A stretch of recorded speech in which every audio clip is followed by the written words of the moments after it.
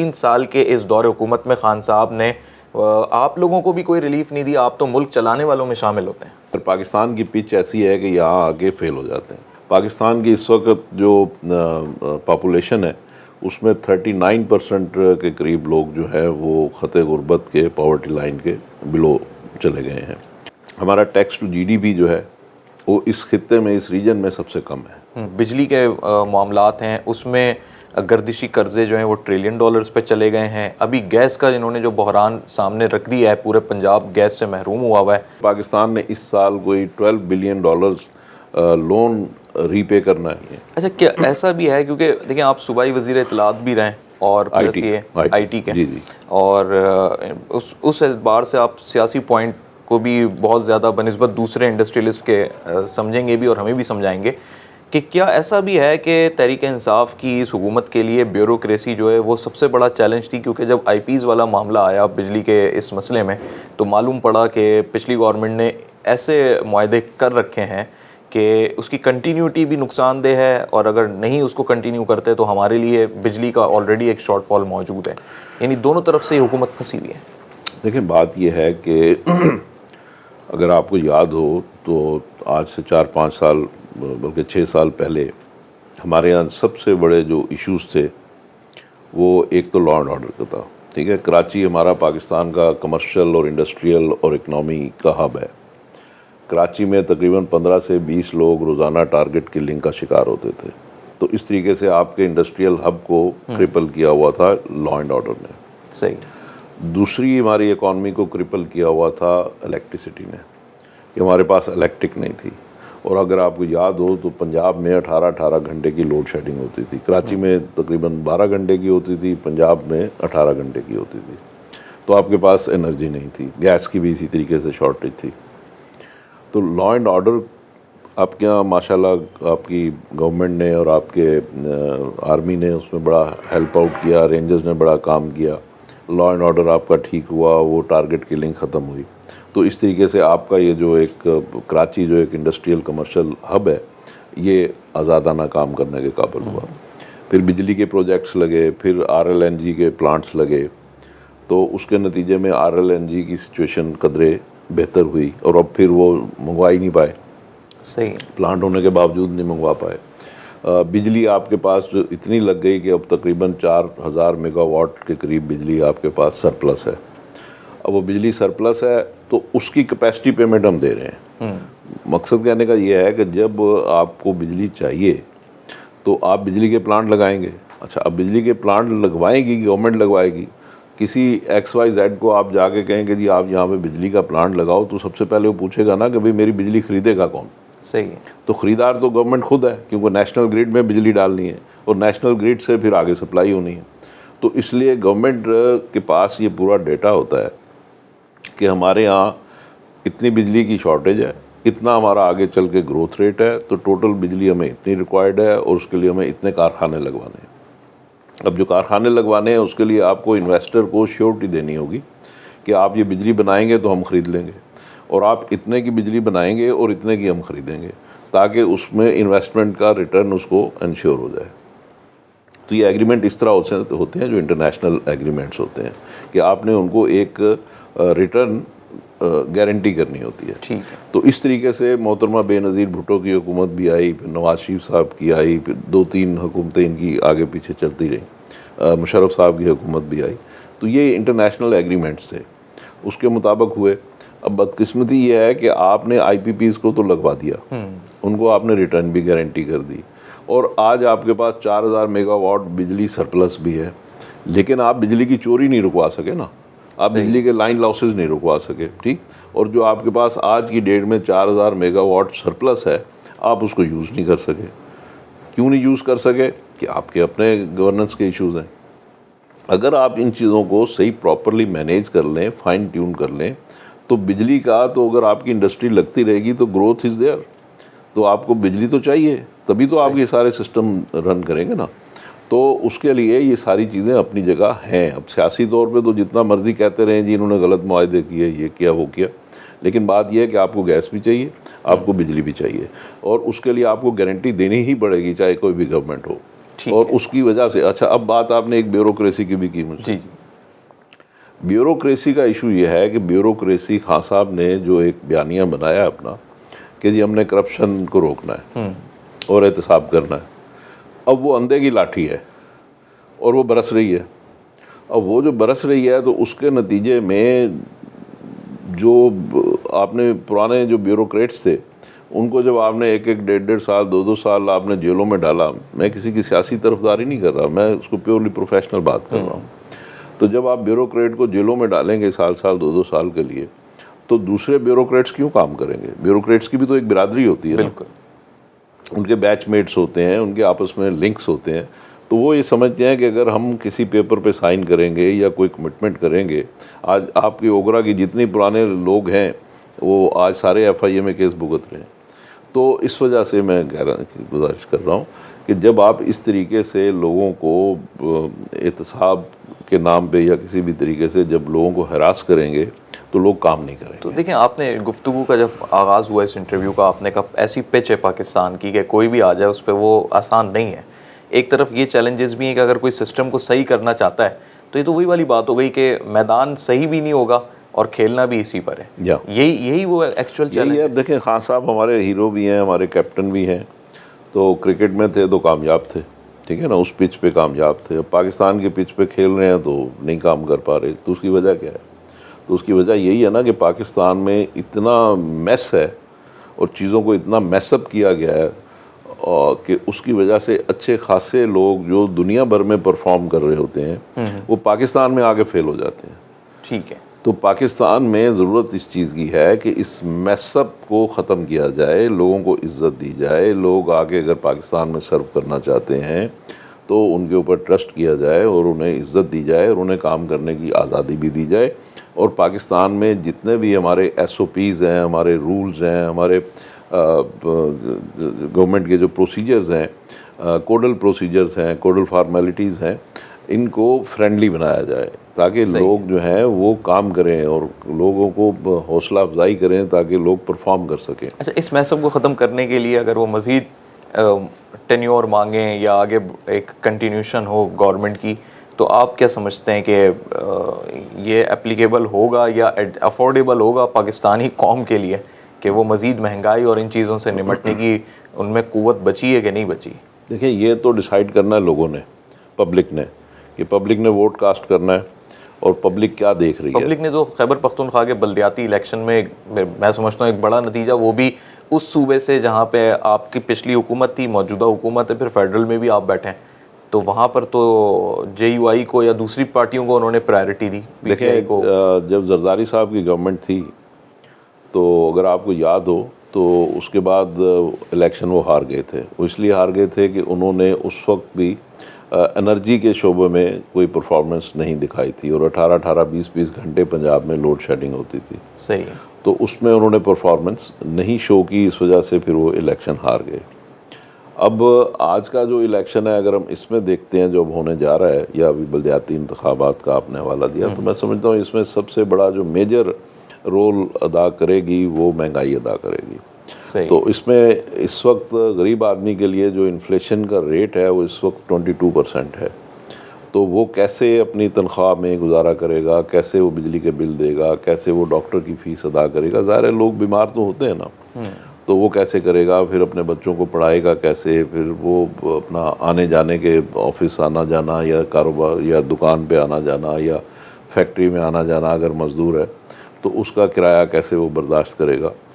تو اس وقت یہی بات ہے کہ لوگ اس کو افورڈ نہیں کر پا رہے. متاثر کن صورتحال عوام کے ساتھ ساتھ انڈسٹریلسٹ بزنس مین حضرات کی بھی ہے, اور FPCCI کو ہمیشہ سے یہی سمجھا گیا ہے, جو اس کا ایک لیول اور اسٹینڈرڈ ہے, کہ معاشی پالیسیز کی بہتری میں وہ اپنی ریکمنڈیشن دیتی رہی ہے. ہم نے ماضی میں بھی یہی دیکھا, لیکن گزشتہ ایک سال میں FPCCI کی کارکردگی سے خود FPCCI والے بھی جو ہیں وہ مطمئن نہیں ہیں. کیا اس کے پیچھے ریزنز ہیں؟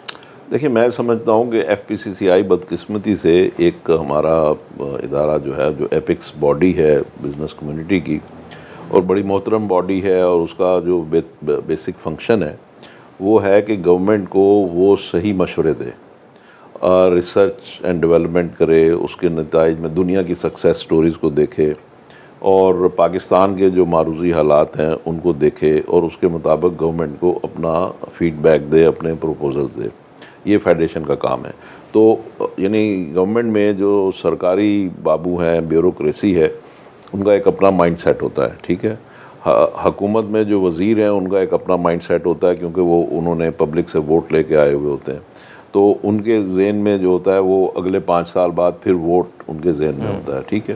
بیوروکریسی کے ذہن میں ہوتا ہے کہ جی ہم نے چیزوں کو ایڈمنسٹر کرنا ہے.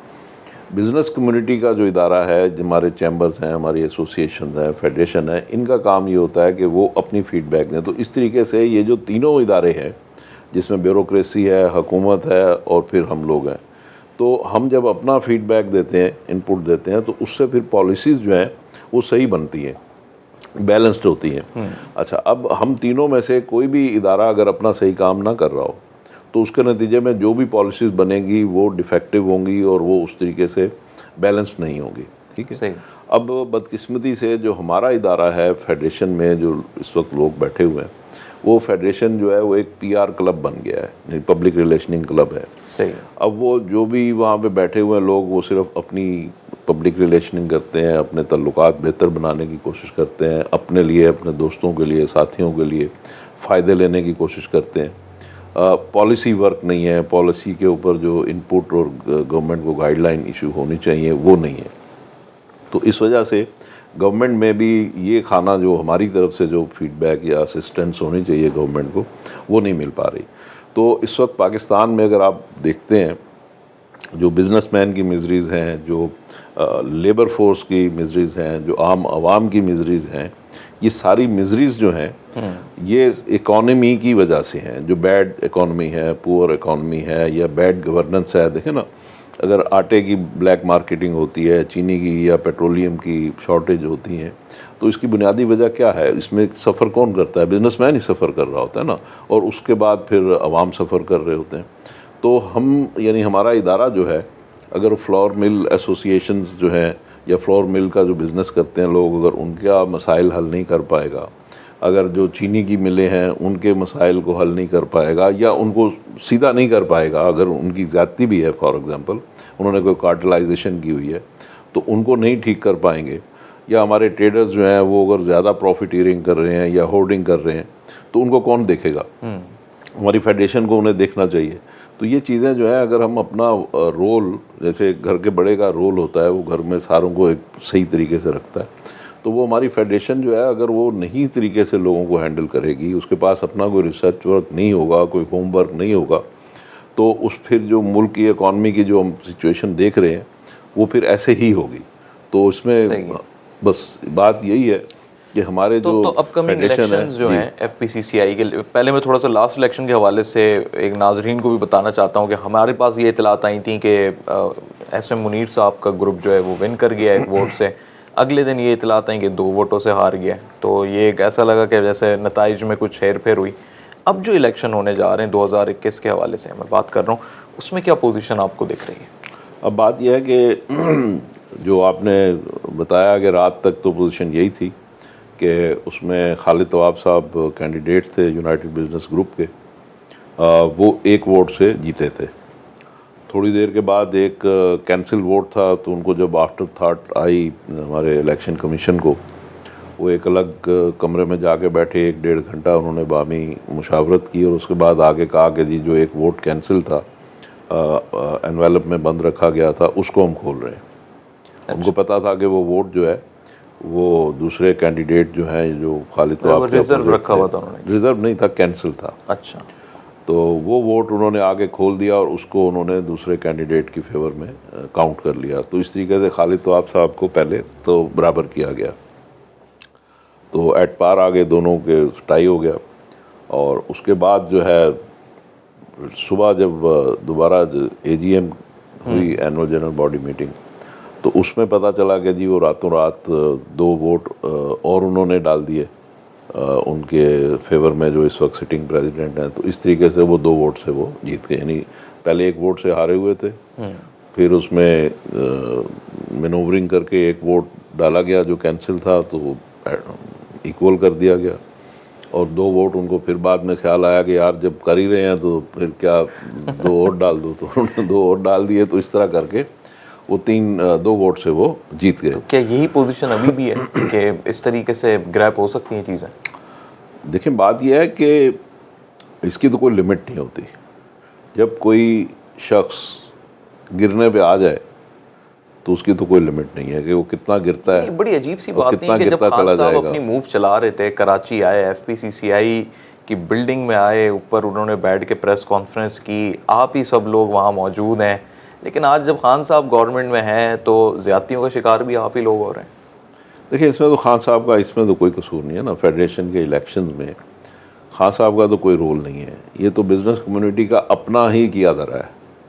اس میں ہم سب قصوروار ہیں. اس میں چاہے وہ جنہوں نے مینوورنگ کی وہ بھی بزنس مین ہیں، اور جو مینوورنگ کا شکار ہوئے وہ بھی بزنس مین ہیں. ڈو یو تھنک کہ کی گئی یا کروائی گئی؟ یہ بھی تو ہو سکتا ہے کہ کوئی نہیں چاہتا ہو اسلام آباد میں بیٹھا ہوا کہ یہ گروپ دوبارہ آئے اور پھر اس طریقے کا حالات پیدا ہوا. دیکھیں مے بی ایسا ہو یا مے بی ایسا نہ ہو. ظاہر ہے کہ I am not privy to this, اور نہ ہمیں کسی دوسرے کو ایکیوز کرنا چاہیے. بات یہ ہے کہ کوئی بھی ہو ٹھیک ہے نا.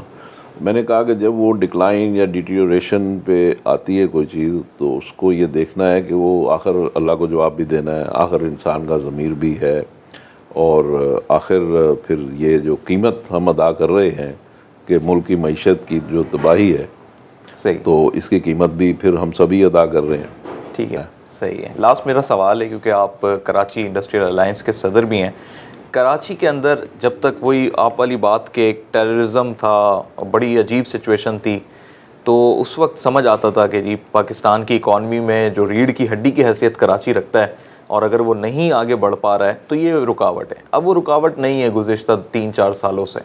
تو اب کیا وجوہات ہیں کہ کراچی کے اندر انڈسٹریز، فیکٹریز وہ اس طریقے سے نہیں اپنا رول پلے کر پا رہے ہیں؟ بے شک وسائل کی کمی ہے، لیکن ایک اتنا بڑا مسئلہ بھی تو حل ہوا کہ کراچی کے اندر سے وہ ٹیرر اور وہ سارے مسئلے ختم ہوئے. جی دیکھیں بات یہ ہے کہ کراچی میں 2-3 ایشوز ہیں. لا اینڈ آرڈر کا تو الحمدللہ مسئلہ حل ہوا، ٹھیک ہے. جو 12-14-15 لوگ روزانہ یہاں پہ اس کا ٹارگٹ کلنگ کا شکار ہو رہے تھے، وہ اب نہیں ہو رہے. تو یہ ایک اچھا سائن ہے. اب اس کے بعد جو دوسرے ایشوز تھے وہ اپنی جگہ بدستور موجود ہیں. فار ایگزامپل اگر ہم بجلی کی بات کرتے ہیں تو بجلی کی اس زمانے میں 12 گھنٹے کی جو لوڈ شیڈنگ ہوتی تھی وہ ڈومیسٹک ایریاز میں ہوتی تھی، انڈسٹریل ایریاز میں نہیں ہوتی تھی. تو اس وقت یہ ڈاکٹر عشرت العباد صاحب جب تھے گورنر، تو ان کے ساتھ ہی ہمارا بیٹھ کے یہ ڈیسائیڈ ہوا تھا کہ اگر آپ کے کاروبار چلیں گے، انڈسٹری چلے گی تو روزگار آئے گا. تو روزگار آنے سے گھروں میں لوگ جنریٹر بھی شاید افورڈ کر لیں گے، ٹھیک ہے، یا وہ بھی افورڈ کر لیں گے، وہ جو کیا کہتے ہیں اس کو، جو یو پی ایس افورڈ کر لیں گے، ٹھیک ہے. تو اس لیے آپ کاروبار اور انڈسٹری کو چلتا رکھیں. تو یہ ڈیسیجن لیا گیا تھا. تو اس وجہ سے پچھلے 12-15 سال سے انڈسٹریل ایریا میں لوڈ شیڈنگ نہیں ہوتی تھی. تو یہ ایک کراچی میں پلس پوائنٹ تھا. تو لا اینڈ آرڈر ٹھیک ہو گیا. اب لوڈ شیڈنگ کا جہاں تک مسئلہ ہے، اب اس وقت ہماری جو گروتھ ہے کراچی میں، اگر ہمیں گروتھ کرنی ہے تو ہمیں نئے انڈسٹریل گیس کنیکشن چاہیے جن کے اوپر پابندی ہے. صحیح ہے، ٹھیک. تو جب گیس کے کنیکشن پہ پابندی ہوگی، گیس ہوگی نہیں، جن کے پاس کنیکشنز ہیں پرانے ان کو بھی گیس نہیں مل رہی، ٹھیک ہے. تو جب گیس پرانوں کو بھی نہیں مل رہی، نئے گیس کنیکشن پہ پابندی ہے، تو پھر بتائیے انڈسٹری کیسے لگے گی. بجلی ایک طرف ہمارے پاس سرپلس ہے، دوسری طرف اگر آج آپ کو بجلی چاہیے ہو اپنی فیکٹری کے لیے تو 1-1.5 سال کا پروسیس ہے. تو بجلی کا بھی یہ ایشو ہے. تو بجلی نہیں ملتی آپ کو، اور بجلی کی ہم ایک طرف کیپیسٹی پیمنٹ کر رہے ہیں، دوسری طرف جس کو بجلی چاہیے اس کو ہم نے 1-1.5 سال اس کو لٹکا کے رکھنا ہے. تو یہ گورننس کے ایشوز ہیں.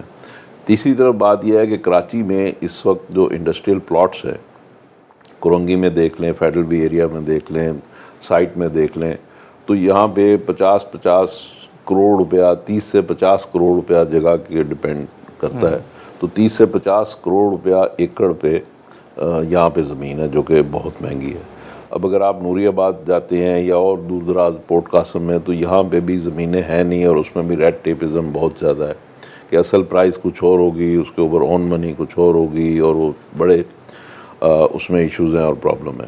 تو بات یہ ہے کہ یہاں پہ اگر زمین لوگوں کو مل جائے، یہاں پہ مزید انڈسٹریل ایریاز بنائے جائیں، لوگوں کو ذرا نسبتاً سستی زمین مل جائے، پھر یہ کہ وہاں پہ ریڈ ٹیپزم ختم ہو. پھر یہ پانی کا بہت بڑا مسئلہ ہے، بہت بڑا مسئلہ. کراچی میں اس وقت ہماری انڈسٹری جو ہے، جو پانی کا ٹینکر انہیں، یعنی اگر آن لائن پانی ان کو جو آنا چاہیے شاید 80 پیسے گیلن ہے، تو وہ جو پانی ان کو آنا چاہیے نارمل ریٹ کے اوپر، وہ انہیں تقریباً 6 گنا زیادہ پرائس کے اوپر ٹینکر کی شکل میں خریدنا پڑتا ہے. تو پانی کی کوئی قلت نہیں ہے، ٹھیک. اگر آپ نے آج اپنی فیکٹری میں پانی آپ کو درکار ہے تو وہ پانی آپ کو لائن سے نہیں آئے گا، اس کے لیے پانی آپ کو ٹینکروں سے خریدنا پڑے گا. صحیح. اور ہمارا ہی پانی جو ہے وہ راستے میں سے چوری کر کے جو لائن کے ذریعے آنا چاہیے وہ چوری کر لیتے ہیں، اور ٹینکر میں پھر ہمیں ہی فروخت کرتے ہیں 4 5 6 گنا زیادہ پرائس پہ. صحیح. تو اس سے ہماری کاسٹ آف ڈوئنگ بزنس بھی بڑھتی ہے. تو اس وجہ سے ہمارے ہاں جو کراچی کی آپ نے اسپیسیفک اگر بات کی تو کراچی میں پانی کا ایشو ہے، کراچی میں زمین بہت مہنگی ہے، کراچی میں اگر بجلی کا انڈسٹریل کنیکشن چاہیے تو وہ بڑی مشکل سے ملے گا. اسی طریقے سے پھر آپ کو اگر گیس کا کنیکشن چاہیے تو ملے گا ہی نہیں. تو یہ وجوہات ہیں جس کی وجہ سے اب اس وقت کراچی کی گروتھ جو ہے وہ کمپرومائزڈ ہے. ٹھیک ہے میاں صاحب، بہت شکریہ، آپ نے اپنا وقت دیا، اور آپ سے جو باتیں پاکستان کی معاشی صورتحال پہ ہوئیں اس سے ایک جائزہ ہمیں ضرور ملتا ہے کہ ابھی ہم اس چیلنج میں تھے جو 2018 کے الیکشن سے پہلے کا تھا، اور ایک ہم اس چیلنج میں جو اس سے زیادہ خطرناک صورتحال اختیار کر گیا ہے، اور اس میں اگر گورننس بہتر نہیں ہوتی تو غالباً آگے چل کے یہ مزید گمبھیر مسائل ہو جائیں گے. دیکھیں تھوڑی سی میں بتا دوں کہ مہنگائی اگر دیکھیں انٹرنیشنل مارکیٹ میں پیٹرولیم مہنگی ہے، گیس مہنگی ہے، تو وہ تمہاری مجبوری ہے کہ وہ تو لینی ہے آپ نے. صحیح. کیونکہ آپ انٹرنیشنل مارکیٹ سے لیں گے. اگر آپ کا خوردنی تیل جو ہے وہ پام آئل وہ مہنگا ہے تو آپ نے وہاں سے لینا ہے. اسی طرح باہر سستا ہو جائے گا تو میں بھی سستا ہو جائے گا، مہنگا ہوگا تو مہنگا ہو جائے گا. ہمارے یہاں بدقسمتی یہ ہے کہ ہمارے یہاں وہ مہنگائی جو باہر کی ہے وہ اور بڑھ جاتی ہے، اس لیے کہ ہمیں 600 ارب روپے کا خسارہ ہے تو ہمیں وہ 5 روپے اس میں بجلی کی قیمت بڑھانی ہے، جبکہ ہمیں 5 روپے سستی کرنی چاہیے. ٹھیک ہے نا.